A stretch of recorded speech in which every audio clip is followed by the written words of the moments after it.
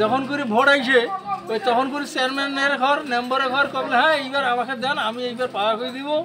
তো যখন হয়ে গেলে আর কোনো আর খোঁজ খবর নাই। এবং এমপিও কথা দিছে তো এগুলো তাও দেয় নাই। ভিজি টিজি যাই, কাদা কাপড়ে চোপড়ে ভরে, এইভাবে আর কি যাওয়া আসা করি।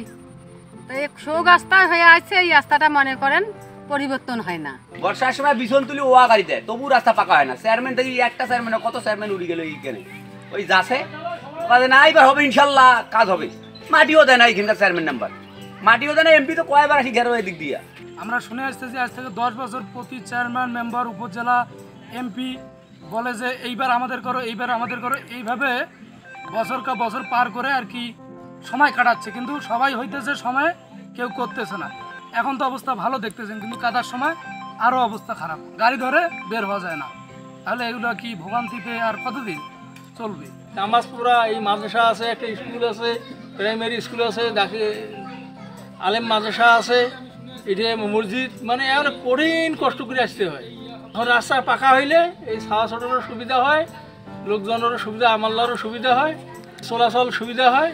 এই রাস্তা দিয়ে গাড়ি ঘোড়া তো চলা দূরে থাক, মানুষগুলো বর্ষাকালে হাঁটতে পারে না। মানুষের বাড়ির ভিতর দিয়ে যেভাবে হোক সেভাবে যাওয়া লাগে, খুব কষ্টকর।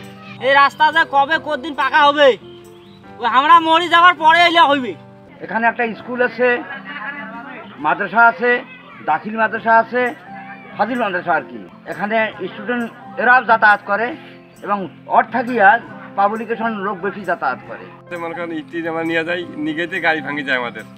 বর্ষাকালে এই রোডটা এত কাদা হয় যা জনসাধারণের চলাফেরা করা অনেক কষ্ট হয়। রিক্সা, ভ্যান, মোটরসাইকেল কোনো দিক দিয়ে যাতায়াতের মতো কোনো রাস্তা থাকে না।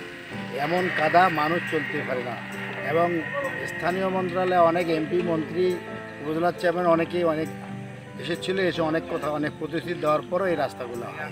কুমবাড়ি ডাঙ্গা থেকে জামিরবাড়ি একরামিয়া মাদ্রাসা হয়ে চাকদাপাড়া হয়ে ডুগডুগির হাট পর্যন্ত 3.5 কিলো এবং কাউসার মোড় থেকে জয়ডাঙ্গার মোড় 2 কিলো, এই মোট 5.5 কিলো রাস্তা এমন অবস্থা যে বর্ষার সময় মানুষ চলাচলে অনুপযোগী হয়ে যায়।